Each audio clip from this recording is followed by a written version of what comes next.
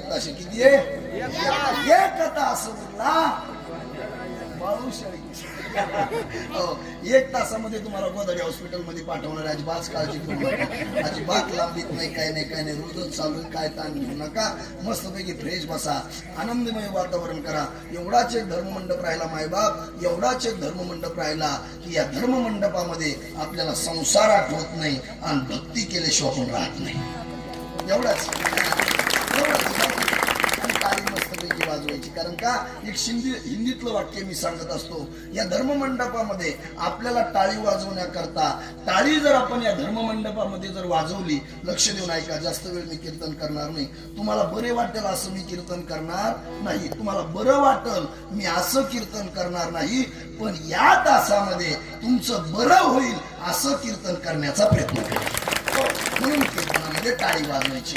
कीर्तनामध्ये का टाळी वाजवायची? या कीर्तनामध्ये जर मायबाप तुम्ही टाळी वाजवली तर या टाळीचा एवढा अधिकार आहे, पाप घालवती आणि पुण्य वाढवतं. एवढं काम ही टाळी करते. माझ्या गोरोबा काकाला याच कीर्तनामध्ये टाळी वाजवण्याकरता हात फुटले होते. मग आपण जर कीर्तनामध्ये टाळी वाजवली, नाही आपल्याला हात फुटले तरी चालतील, नाही हात फुटले तरी चालतील, पण या 8 दिवसामध्ये जर आपण टाळी वाजवली तर आपली कर्मरेषा आणि भाग्यरेषा नक्कीच बदलू शकते.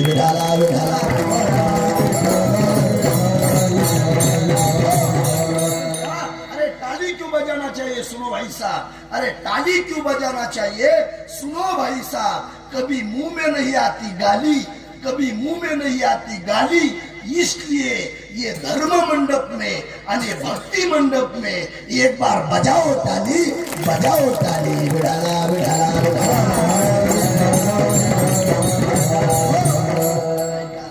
या ठिकाणी चालत असलेला भगवान परमात्म्याचं नाम यज्ञ सोहळा, अखंड हरिनाम सप्ताह भगवान परमात्म्याच्या कृपाशीर्वादानं, साधू संतांच्या कृपाशीर्वादानं चालत असलेला भगवान परमात्म्याचा श्री संत भगवान बाबा पुण्यतिथी निमित्त अखंड हरिनाम सप्ताह तथा ग्रंथराज ज्ञानेश्वरी पारायण सोहळा, स्थळ हनुमान मंदिर अनोजे, एक रुखा, तालुका घनसावंगी, जिल्हा जालना, असा असणारा भगवान परमात्म्याचा भव्य आणि दिव्य अखंड हरिनाम सप्ताह चालू आहे.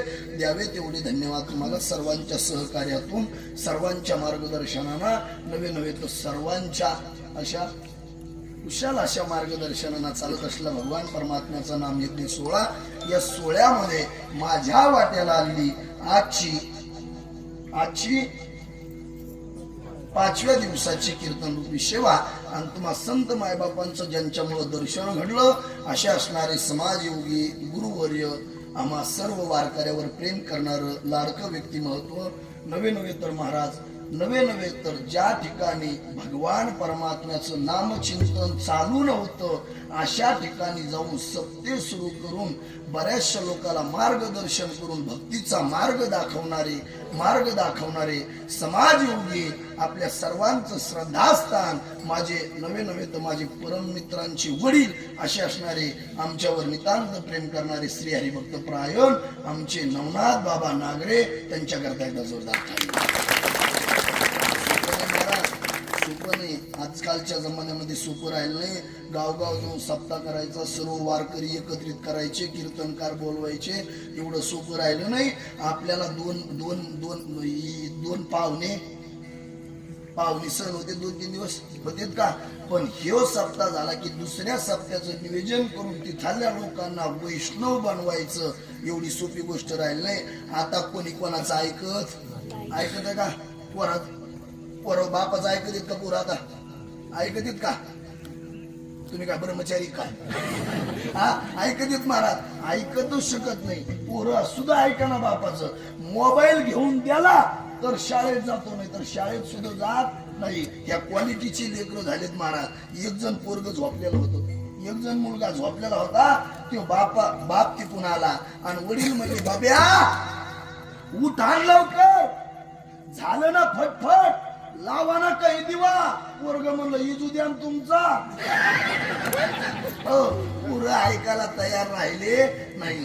पण आज कीर्तनकार असू द्या, महाराष्ट्रातला कोणताही कीर्तनकार असू द्या, महाराष्ट्रातला कोणताही गायनाचार्य असू द्या, महाराष्ट्रातला कोणताही वादक असू द्या आणि कोणताही कथाकार असू द्या, महाराजांनी फोन केला आणि त्याच्या मुखातून नाही शब्द हे कदापि कधीच निघणार नाही.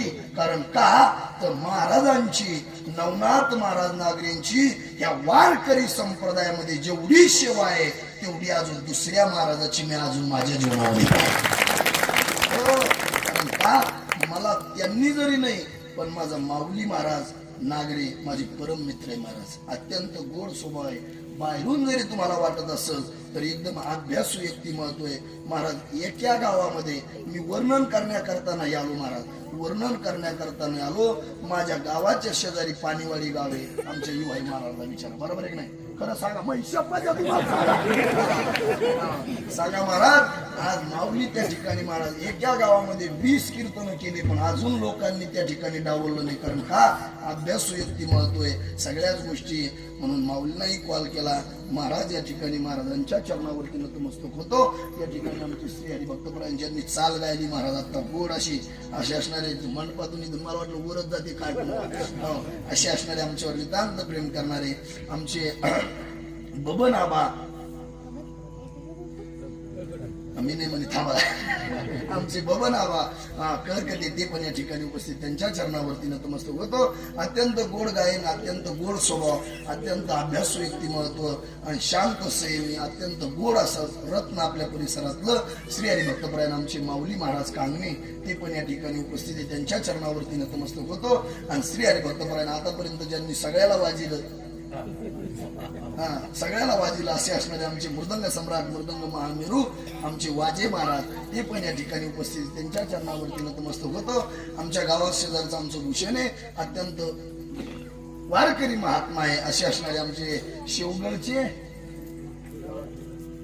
हे रामनाथ महाराज. असं होतं बाबा ध्यानातच राहत नाही. काय सांगा तुम्हाला, ऍक्सिडेंट झाल्यापासून बाबा ध्यानातच राहिला. ऍक्सिडेंट झाल्यापासून ध्यानात राहणार नवनाथ बाबा, पण दिसायला तर लयच कमी दिसायला लागलं. कीर्तन झाल्यावर लक्षात येईल कमिटीच्या, मला चिलर दिसतच नाही, नुसत्या मोठा दिसतात. म्हणून तुमच्या चरणावरती आमचे रामनाथ महाराज आहे, आमचे इनेकरी बाबा गावातलेच खाडे महाराज बाबा तुमच्या चरणावरती नतमस्तक होतो. आमचे गावातलेच महाराज का हिवऱ्याचे नाही सासरवाडी नंतर आमचे हिवऱ्याचे महाराज अलगुण गावातले खाडे प्रसाद महाराज सगळे गावातलेच आमचे इनेकरी हे ते सगळे सगळे सगळे सगळे आमचे ढेरे महाराज माझ्याकडे येतो. ढेरे महाराज तुमच्या चरणावरती गावातले तात्या काका मामा अण्णा सगळे आपले बरं का. कारण का तर आपने तो आपने ते म्हणून सर्वांच्या चरणावरती नतमस्तक होतो. आणि आमचे चोपदार आमचे सासरी बॉय आम्ही दिसायला सुद्धा सारखे आहे का नाही, कलर ना कलर ना कलर ना आमचे सासरी कलर ना सुद्धा सारखे महाराज. सासरी जावं सारखे दिसले पाहिजे आहे की नाही. सासरी जावं आमचे सारखेचे पण आमच्या चरणावरती आधी कुणी येत नाही महाराज.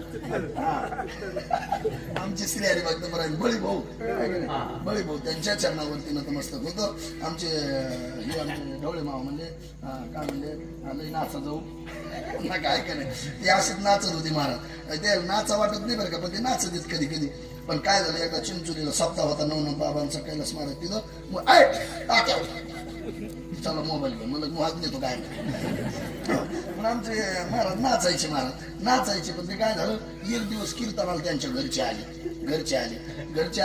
आल्याच्या नंतर ते काय म्हणे माणूस कधीच्या मध्ये कीर्तनाला येतं काय झालं तो तुम्हाला एवढं नाचाला. बळी भाऊ म्हणे काहीच नव्हतं झालं. मर्दांगाचार्य ओळखीचे होते का ते म्हणे ते ओळखीचे नव्हते. टाळकरी मंडळी ते म्हणे ते ओळखी